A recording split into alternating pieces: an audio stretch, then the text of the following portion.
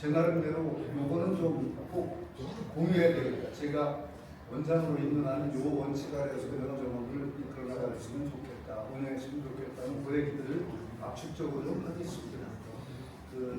뭐 공부인들이야 많지만 사실 또 공부처럼 쉬우면서도 어려운 게 또 없어서 기본적인 것을 좀 해주면 혹시 도움이 되겠습니다. 사범님들도 얘기가 추가로 써먹을 수 있을 수도 있을 것 같아서 저는 그 연정원에 오시게 된 것이 정말로 소중한 인연이 또 이게 참 가벼운 기회 같지만 정말 평생을 여기 오기를 잘했다는 그런 소중한 인연이 될 수 있으리라고 저는 믿습니다.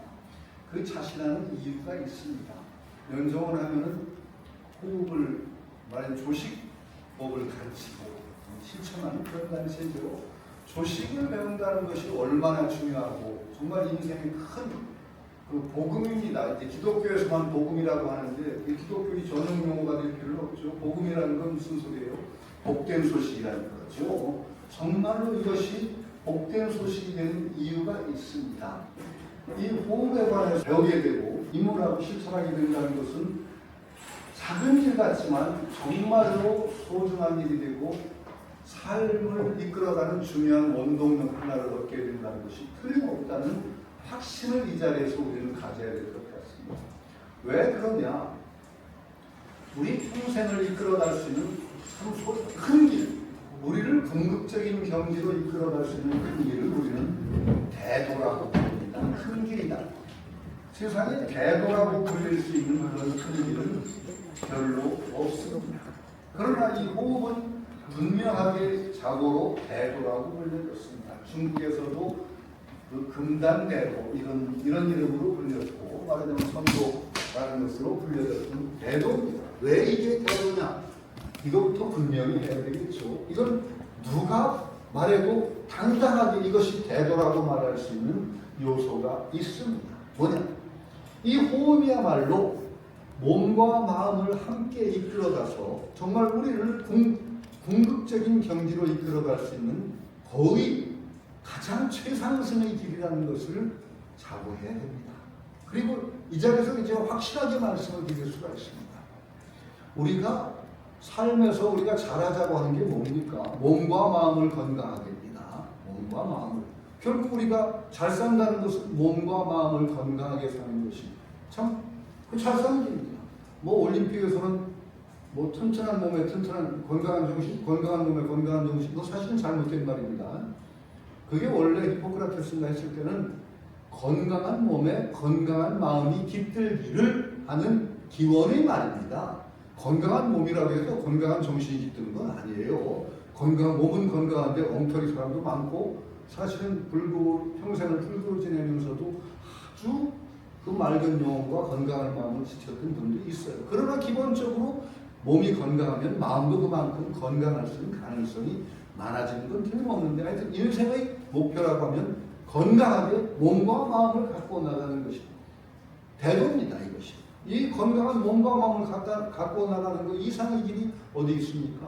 근데 호흡이야말로 몸과 마음, 건강한 몸과 마음을 갖고 나가는 왕도라고 자부할 수가 있죠. 왜 그러냐? 제가 늘 숨잘 캠프에서도 얘기했지만 어린이들한테 물었습니다. 건강하게 사는데 가장 중요한 게 뭔가요? 일상적으로 하는 걸 잘하는 겁니다. 그래서 쉽게 좋은 약 하나 먹어가지고 평생 건강했다? 이거 도둑놈식 겁니다. 그렇죠? 뭐 하나 잘해서 이런 일이 있을 수가 없습니다. 그런 마음을 먹는 사람은 대개 건강치 못합니다. 왜? 마음이 건강치 못한 게요. 한 구멍 뚫어서 모든 걸 해결하겠다는 그런 사고방식이 있을 수가 없습니다. 언제나 불교 같은 데서도 8가지 정도를 걸어야 성도를 한다고 했죠. 8가지예요, 자그만치. 나중에 개성의 사막이라고 했지만은 그렇듯이 여러 가지를 다 잘하고 그 중에서 가장 중요한 것이 일상적으로 하는 것을 잘하는 것이야말로 가장 핵심이 됩니다. 그러니까 제가 우스갯소리로 잘 먹고 잘 싸고 잘 자고 이 3가지를 잘못하는데 건강한 분 보셨습니까? 잘 못 먹는데 건강해? 잘 못 사는데 건강해? 잘 못 자는데 건강해? 이런 사람 없습니다. 그거 잘 못하면서 건강했다는 거 정말 도둑놈 신보입니다. 그러니까 기본적으로 잘 먹고 잘 자고 잘 살, 이 세 가지입니다. 그런데 그것보다도 더 가장 근본적으로 평생을 잠시도 안 하면은 바로 죽는 게 있어요. 두 가지예요. 하나는 숨 쉬는 거하고 하나는 심장 뛰는 건데, 심장 뛰는 거는 내 마음대로 안 돼요. 근데 숨 쉬는 건 내 의지하고 관계가 돼 있고, 잠시도 쉬면은 바로 죽어요. 평생을 하는 일입니다. 이걸 잘 하게 되면은 건강해, 먹고 자고 살고보다도 더 근본적으로 우리를 잘 살게 하는데 근본적인 어떤 힘이 되는 겁니다. 그걸 부정할 수 있는 사람이 없죠. 제 사촌이 저한테 물어서 한 얘기예요. 형, 이 호흡 공부가 정말로 가장 좋은 공부 맞지? 야, 틀림없어. 내가 한마디로 얘기해서 이거보다 더 근본적인 게 어디 있니? 이걸 잘하는 것이야말로 삶을 잘 살아나가는 가장 근본적인 거 아니겠니? 이거 부정할 수 있니? 그랬더니 사촌이 그것도 맞네요. 그렇더라고요. 이건 틀림없습니다. 여기서 이걸 부정할 분이 있으면 나와보세요. 이건 부정할 수가 없어요. 그런데 이 숨 잘 쉬는 것이 몸만 건강하게 하느냐? 절대 아니거든요. 이게 왕도가 되는 이유는 몸과 마음을 함께 이끌어 간다는 데 있어요. 여러분들이 숨을 쉬는 것을 공부를 해보시면 바로 느낍니다. 이게 몸을 건강하는데 정말로 엄청나게 훌륭한 공부구나 하는 걸 바로 느낄 수가 있어요. 이걸 못 느꼈다면 공부 잘못한 거라고 보면 돼요. 잘못하면 탈도 나죠. 그러나 공부를 제대로 하게 되면 바로 옵니다. 신호가. 어디서부터 오느냐? 속병 사라져요, 우선은. 그 다음에 또 내장의 부조화가 없어집니다. 기본적으로 이건 이론적으로 맞는 게, 이게 횡격막이 지속적으로 리드미컬하게 창자를 마사지를 해주거든요. 호흡을 하면. 호흡을요, 한두 달만 규칙적으로 하면은 내 배를 내가 만져도 기분 좋게 변합니다. 배가 옛날 배하고 달라요. 물렁물렁하던 그 배가 아니에요. 뭔가 탄력 있고 정말 기분 좋게 변하고. 그 다음에 여러분하고 속 불편할 때 호흡 좀 정성 들여 잘하면요, 방귀 나오고 그 꾸물거리는 게 사라진다는 거 금방 느끼죠.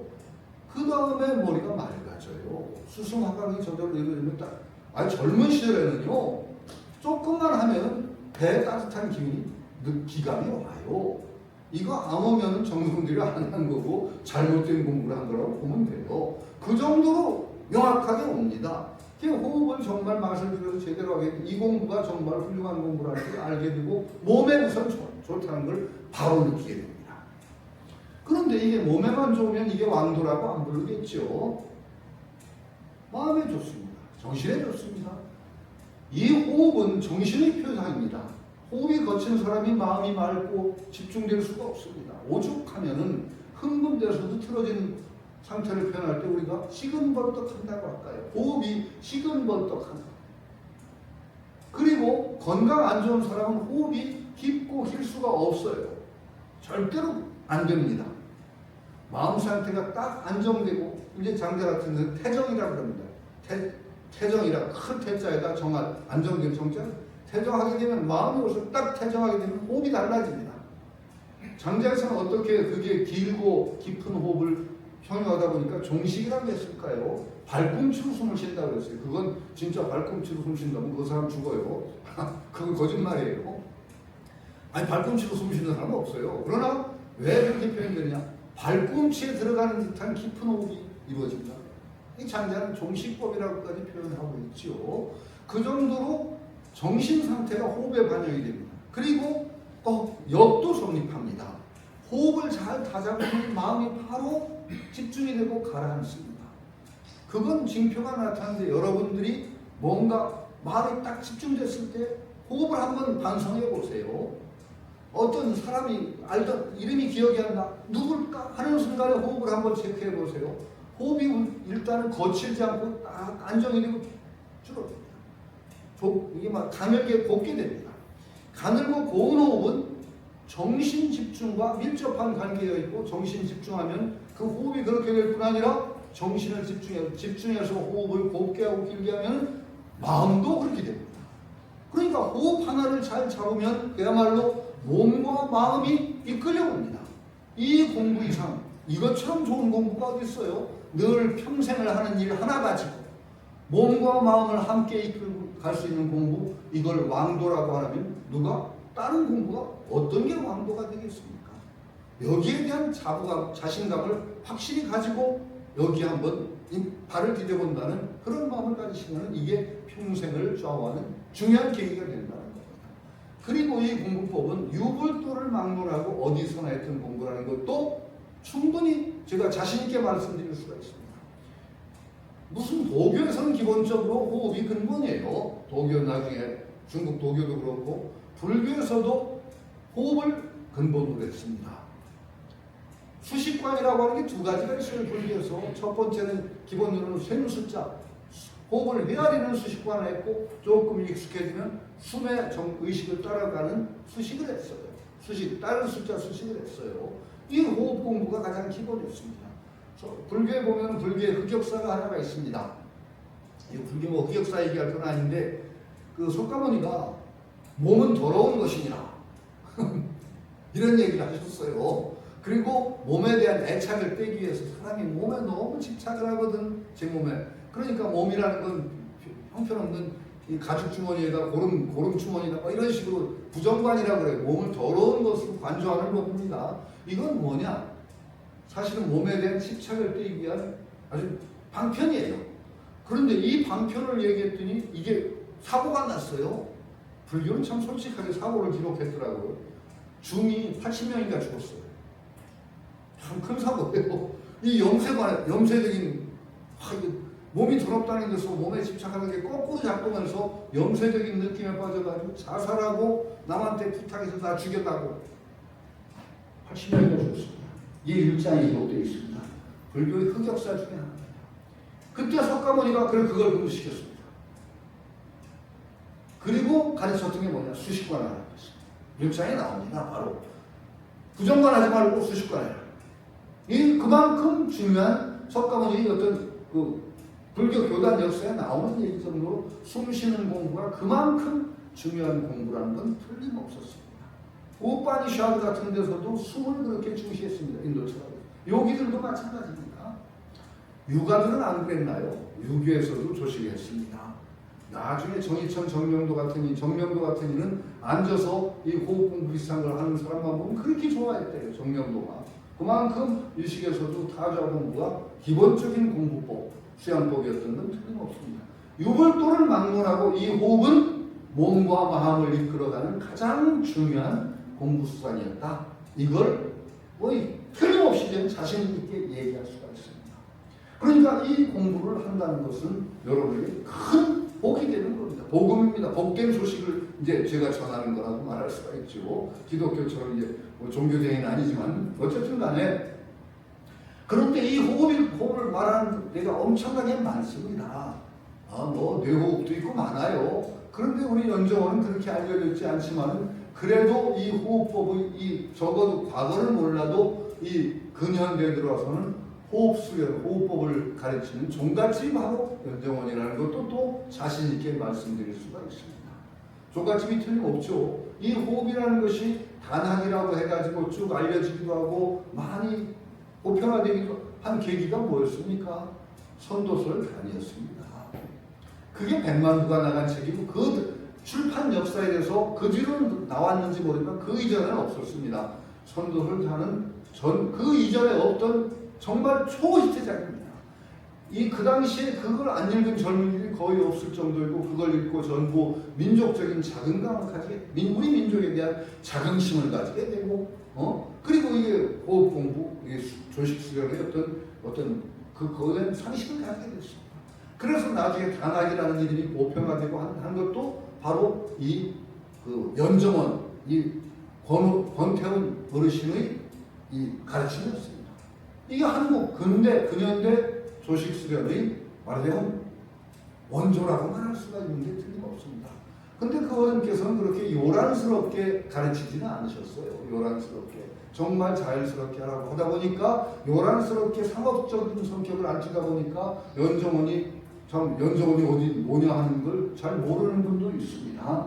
그렇지만 여기가 종갓집이라는 걸 어느 누구도 부정할 수가 없습니다. 하다못해 바깥에서 큰 소리치고 뭐 하는 분들도 연정원을 이제 권태원 어르신한테 배웠다. 응? 어쨌든 다녀갔다. 이렇게 다 기대고 하는 이유가 여기가 뿌리기 때문에 그렇습니다. 종갓집입니다. 우리가 사실 잘해야 되는데 종갓집이라는 건 자랑을 하기보다는 종갓집이 왜요 모양으로 남아있는 게 조금 부끄러워해야 되는 겁니다. 우리가 잘못한 거죠.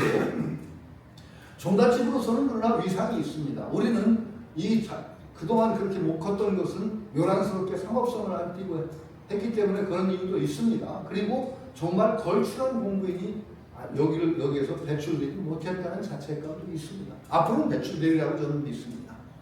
그러나 또 우리가 자부하는 것이 있습니다. 상업성을 안 띄고 충실하게 그 어르신의 가르침을 벗어나지 않고 상업적인 성격을 안 띄고 안전한 그 가르침을 이어왔다는 자부심은 또 우리가 가지고 있습니다. 그래서 이 가르침은 정말로 이제는 우리가 이제 거기에서 자족하기보다는 이것을 좀 더 널리 펴서 그 어르신이 꿈꿨던 우리 민족의 기본적인 수양법이 되게 하는데 우리가 기여를 해야 하고 그렇게 되도록 해야 되겠다는 그런 의지를 가지고 연정원이 다시 용트림을 하는 이 시점이라는 걸 알아주시기 부탁드립니다. 그리고 그런 시점에 인연을 맺었다는 것도 한 소중한 일이 아닌가 싶습니다. 여러분들이 또 단지 와서 배워가기만 할 것이 아니라 이 기회에 연정원이 정말 용트림을 해서 이 조식수련을 민족의 전통적인 수련법으로 만들어 나가는 이 계기에 들어오셨다는 것이 여러분이 얻게 하나의 중요한 사명으로 되었다고 이렇게 인식해 주시면 정말로 감사하겠습니다. 이 조식수련을 하는데 정말 말이 이게 또 쉬운 거, 손 쉬는 게 가장 쉬운 것 같으면서도 또 가장 어렵습니다. 먹고 자고 싸기가 그렇게 기본이라고 하면서 그걸 잘하는 사람이 거의 없듯이 숨쉬기도 안 하는 사람이 없는데 그걸 진짜로 잘하는 사람은 별로 없다는 게 이게 큰 문제입니다.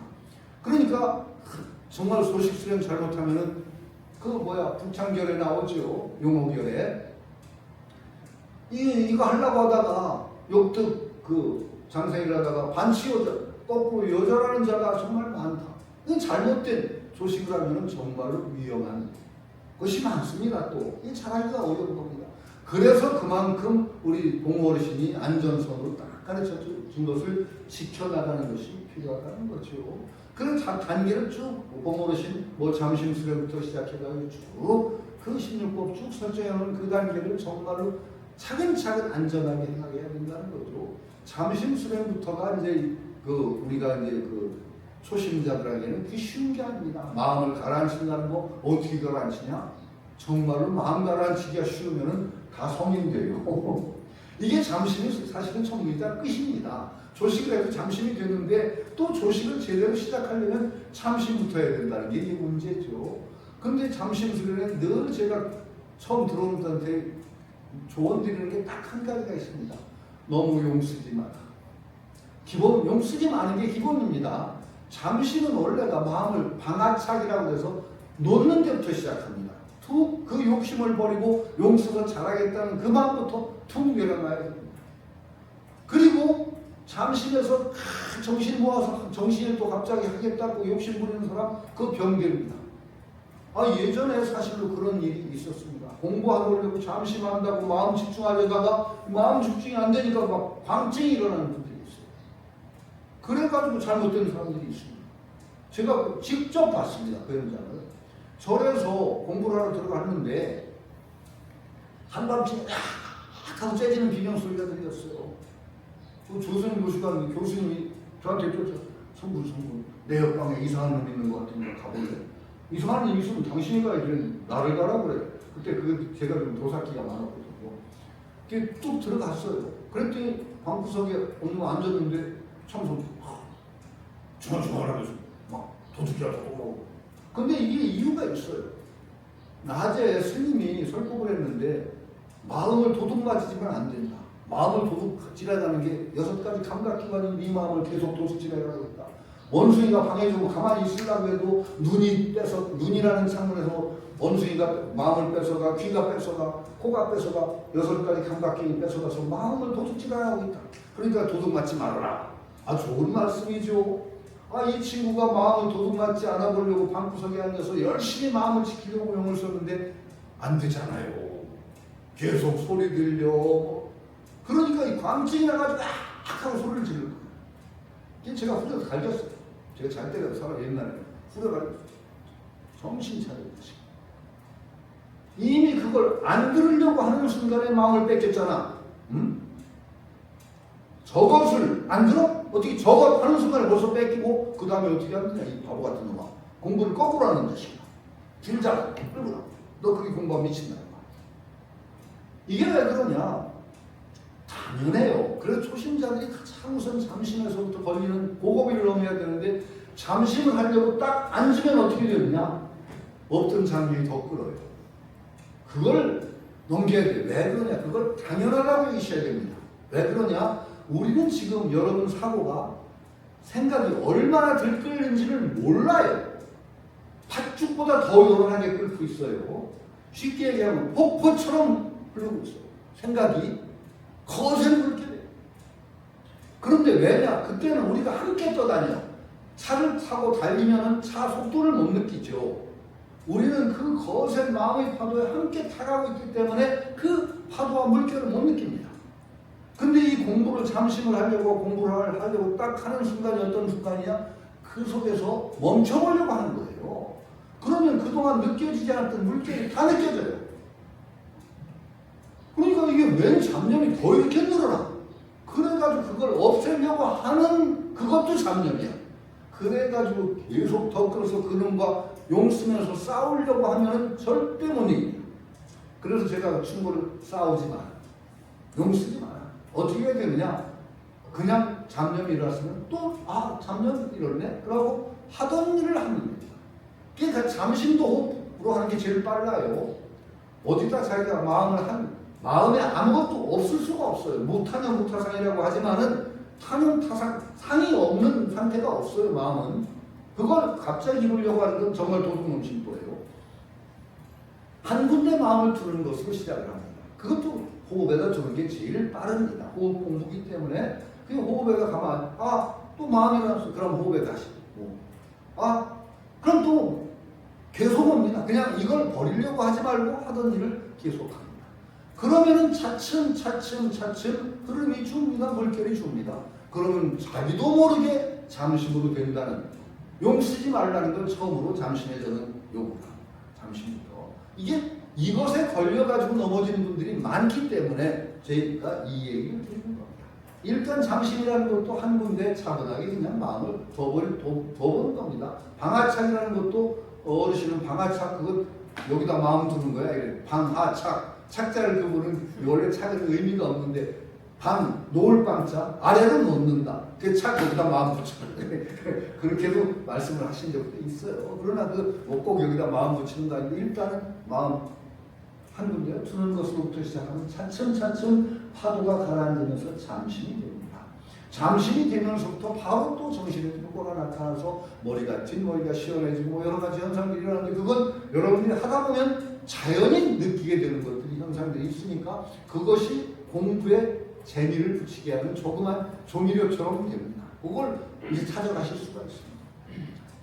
이제 그렇게 해서 호흡 공부를 시작하는데 여러 가지 이제 자세한 것들은 우리 사범님들이 다 해주시지만은 제가 연정원의 원장을 맡으면서 적어도 우리 연정원은 이 기본적인 호흡의 원칙을 지켜나가야 되겠다는 것을 제가 5가지를 제 나름대로 만들어 나가는 것이 있습니다.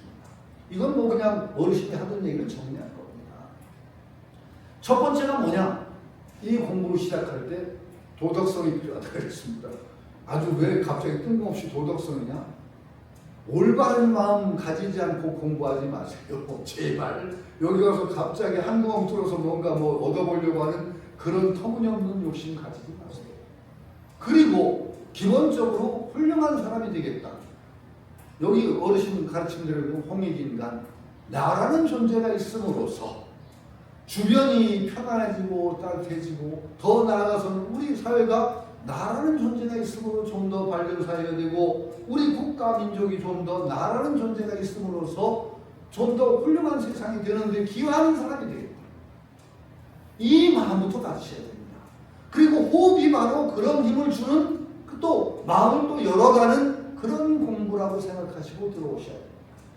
여기서 뭔가 특별한 갑자기 뭔가 능력을 얻겠다든가 이런 마음으로 들어오시면 능력을 얻습니다. 제가 거짓말이 아니라 능력을 얻습니다. 이 호흡처럼 또 쉽게 능력을 얻는 공부가 없습니다. 제일 빠릅니다. 모든 공부 중에서 제일 빠른 공부가 이 공부입니다. 그렇기 때문에 요괴도 많이 나옵니다. 호흡 공부가 요괴 나오는 경우가 제일 많습니다. 요괴라는 게 딴 게 아니에요. 도덕성을 결여하고 힘을 얻으면 요괴가 되는 거예요. 영화에도 보세요. 배트맨 같은 데 보면 나쁜 놈들은 되게 이상한 힘들 가지고 있잖아요. 그 요괴입니다. 그게 그러면 그 힘들이 그냥 얻어졌을까요? 서유기 같은 데 보면 많은 요괴가 나오는데 그 손오공이 제일 골치 아파서 힘들고 물리치기 힘든 요괴들은 대개 신통력을 부릴 때 삼매라는 이름이 붙은 신통력을 부립니다. 삼매 신풍, 삼매 진화.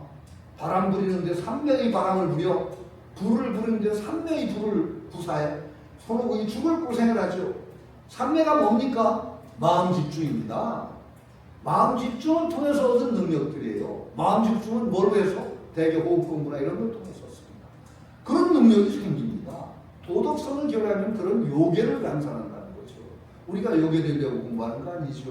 훌륭한 사람 되려고 하는 거죠.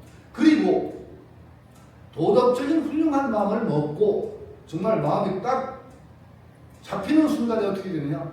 호흡이 달라집니다. 이게 거꾸로 가역적이에요. 정신이 안정되고 딱 올바른 방향성을 딱 잡은 사람은 호흡이 안정이 됩니다. 호흡의 진도 자체가 달라요. 사특한 욕심 같은 걸 먹고 공부하는 사람하고 건강한 마음으로 큰 길을 지향하는 마음을 먹을 사람은 호흡의 시작점이 달라요. 그래서 저는 우선적으로 도덕성을 얘기합니다. 정말 큰 길, 홍익인자는 이념 좋습니다. 이런 이념 아래서 우리가 훌륭한 길을 걷겠다는 그런 마음으로 공부를 시작하기를 저는 요구하고 이것이야말로 호흡의 처음입니다. 두 번째로 제가 원칙으로 내세우는 것이 자연성입니다. 가장 기본적으로 자연성이 공부된다는 겁니다. 자연스러운 호흡입니다. 이건 제가 기본 원칙 중에 첫 번째 원칙이라 호흡에 들어가서 첫 번째 원칙이라고 합니다. 다음에 들어가면 다음 원칙이 있어요. 규칙성도 있고 균일성도 있고 한데 그거에 뭘 하다 보면 자연성이 어그러지는 때가 있어요. 규칙성을 너무 집착하다 보면 어떻게 자연성이 깨져가지고 깝깝해져요. 그럼 어떻게 해야 되느냐? 그걸 포기하고 자연성으로 돌아와야 됩니다. 호흡하다가 장애가 생겼을 때 그걸 물리치는 가장 그 병을 없애는 가장 근본적인 원칙 자연성입니다. 뭔가 호흡하는데 뭔가 이상한 게 뭐가 아프기도 하고 뭐가 그래? 그럼 이게 자연성으로 들어와요. 자연스럽게. 언제나 자연스럽게로 돌아오셔야 돼요. 자연스럽게로 돌아오면 호흡하다가 일어났던 장애들이 대부분 사라집니다. 대개 호흡하다가 공부하다가 일어난 장애들은 자연성을 어그러뜨리는 데서 이루어집니다. 그래서 저는 언제나 자연성, 그게 근본 중에 근본이다라고 요구를 합니다. 공부하는데 뭔가 하다 보니까 여기 답답해지고 이상하다. 그러면 내가 자연성을 어기고 자연스럽게 하지 않았는가? 그걸 딱 방송하고 놓아야 됩니다. 그리고 자연스러운 호흡으로 돌아갑니다. 이게 저는 제일 원칙이라고 저는 주장합니다. 왜 그러냐? 그 다음에 규칙성을 제가 얘기를 하거든요. 규칙성. 호흡에 가장 중요한 게 규칙성입니다. 들숨과 날숨의 길이가 있죠. 규칙성. 규칙성 맞추고 그 다음에는 균일성을 얘기합니다. 균일하다는 건 호흡이 널뛰듯이 말해요.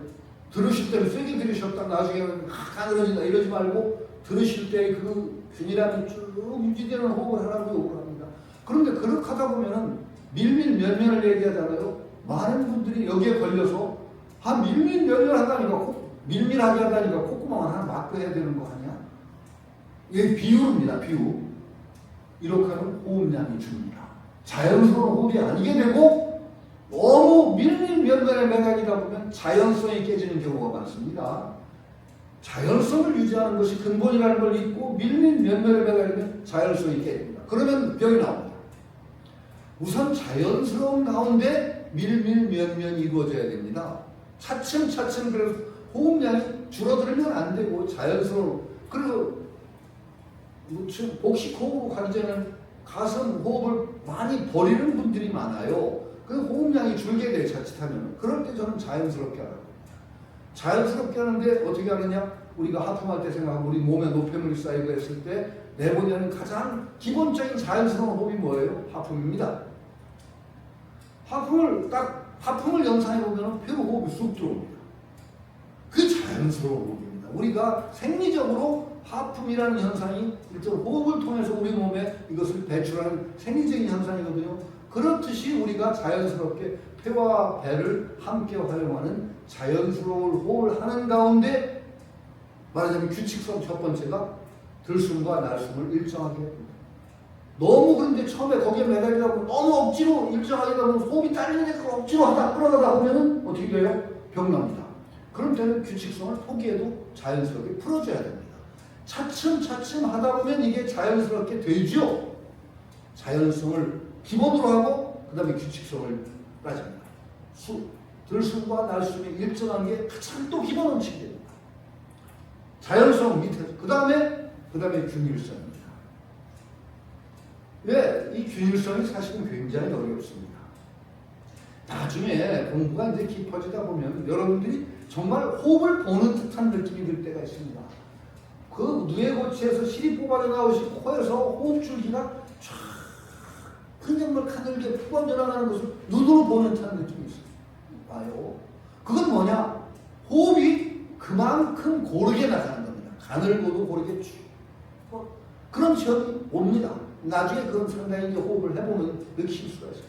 이 균일성이 이루어지지 않으면, 왜냐하면 호흡이 사람이 되게 폐가 넉넉할 때는 깊이 들이셨다가 차면은 호흡이 줄어요. 자꾸. 그래서 죽어들어. 그러지 말고 가능하면은 처음에부터 곱게 쉬어서 그것이 쭉 유지가 되도록 마음을 쓰셔야 돼요. 마음을 쓰는 게 또 호흡의 완도. 호흡과 마음이 함께 가는 것. 이것이 호흡 공부의 원칙이니까 균일성을 지켜나가는 것. 그러니까 초심자에게 가장 요구되는 것도 이게 말하는 규칙성과 균일성입니다. 이 원칙을 저는 지켜나가고 우리 연정원 호흡은 원칙 중에 하나가 규칙성, 그 다음에 균일성입니다. 그 다음에 또 제가 하나 또 추가하는 것이 있습니다. 일상성입니다. 일상성. 이건 별로 얘기 안 하는데 늘 생활 가운데서 호흡에 신경을 쓰시오. 불교하는 사람이 화두 들듯이 호흡에 그렇게 늘 앉아서 하는 것처럼 그렇게 하는데도 길 가다가도 호흡에 한번 마음을 두세요. 걷다가도 호흡을 두세요. 자, 어떻게 호흡을 해보신 분은 압니다. 호흡에 마음을 딱 두는 순간에 호흡이 변합니다. 가만히 그냥 호흡에 마음을 안 두실 때하고 호흡에 딱 마음을 두면 호흡이 달라집니다. 그건 누구도 한번 마음을 써보세요. 마음 안 쓰고 호흡할 때하고 호흡에다 일단 의식을 자연스럽게 앉아서 하는 것처럼 못하더라도 호흡에 마음을 딱 두시는 순간에 호흡이 달라집니다. 그 조그만 달라짐이 계속 쌓여나갑니다. 일상 속에서. 그리고 호흡을 그 지속해 나가는 원동력으로 작용해서 타조하고 앉을 때 그 힘이 나옵니다. 그 일상적으로 호흡하는 공부가 쭉 이어져 나가요. 이 다섯 가지, 첫 번째 도덕성이라고 했죠. 그 다음에 자연성이라고 했죠. 그 다음에 규칙성, 그 다음에 균일성, 일상성. 이 다섯 가지 원칙을 쭉 지켜나가면서 호흡을 하시다 보면 자기도 모르게 등력이라고 합니다. 힘을 얻는 경지가 옵니다. 힘을 얻어요. 등력이라고 하면 뭐냐? 그 교육학에서 얘기한다는 고원이론이라고 합니다. 공부가 처음에는 안 되는 것 같아요. 해도 늘지도 않는 것 같아요. 절대 거기서 포기하면 도로무게예요. 호흡은, 아니 모든 공부는 일정 기간 늘지도 않는 것처럼 갑갑한 시간이 계속되다가 어느 순간에 변합니다. 비약이라고 저는 표현합니다. 뜁니다. 모든 공부에는 비약이 있습니다. 한문 공부를 해도 그렇게 어렵던 한문이 어느 날부터 쉽게 읽혀지는 때가 있어요. 그걸 한문에서는 물리가 되었다고 합니다. 호흡 공부도 등력이라고 합니다. 등력처라고 힘을 얻는 곳이 있어요. 반드시 이렇게 쭉 어느 정도 해나가다 보면 이게 되는지 안 되는지 모르던 공부가 어느 날 갑자기 툭 뛰어요. 이 뛰는 것을 한번 경험할 때까지 미루셔야 됩니다. 여기 들어오셨으니까 거기까지 미루셔야 됩니다. 한 번 경험 하시면 그 다음에 자신감이 생깁니다. 그 다음에 또 깝깝해져도 이게 또 한번 뛰지. 좀 있으면 또 뛰어. 그렇게 뛰어나가는 사람하고 하다가 늘 포기하면 처음부터 다시 시작해요. 여기만 왔다 갔다 하지 마시고 한 번씩 뛰는 삶을 살아가요. 그래서 툭 힘을 얻어요. 또 나가요. 또 그런 식으로 공부가 진행됩니다. 처음 들어오신 분들은 정말로 호흡을 얼마 해보시면 재미가 조금 있게 돼요. 아까 얘기한 대로 반응이 와요. 몸에부터 반응이 오고 몸에 마음에 머리가 맑아지고 시원해지고 몸에 반응이 와요. 거기서 조금 공부를 느껴가며 또 그 다음에 하나 또 중요한 음식 마지막으로 이제 제가 주어진 시간 줄이라고 했는데 제가 해야 되겠어요. 마지막 하나 더. 공부는 도반이 시킵니다. 함께 하세요. 석가모니가 그랬다고 하죠. 어떤 제자가 좋은 도반, 함께 공부하는 일을 얻는다는 것은 참 도를 반은 이룬 거나 다름없다고 생각합니다. 석가모니가 뭐라고 했어요? 아니다. 좋은 벗을, 공부하는 벗을 얻는 것은 도를 거의 다 이룬 것이다. 여기 이제 공부하는 사람, 함께 공부하고 서로 경계하고, 게을러 주려고 옆에서 같이 하자고 하는 벗을 두는 거, 이것이야말로 여러분 삶의 가장 큰 복이고, 그 사람이 공부 다 시킨다는 거 생각을 하시고, 이 연정원 들어오시는 계기에 좋은 도반들을 사귀셔서 그분들과 꾸준히 공부해 나가는 그런 정말 뭐라고 그런 걸 북한 용어로 하면 가열차다고 그러나요? 가열찬 공부의 길을 걸어나가시길 부탁드립니다. 요거 이렇게 한번 요약을 해서 한 번은 언젠가 얘기를 해. 제가 연정원 명색이 원장이니까 이거 연정원의 기본 원칙이라고 하는 걸 한번 얘기해 주고 싶었던 것을 이 자리를 빌어서 이렇게 말씀드렸습니다. 저도 그래서 발표를 한 것으로 쳐주셨으면 좋겠습니다. 예, 좀 길게 했습니다. 고맙습니다.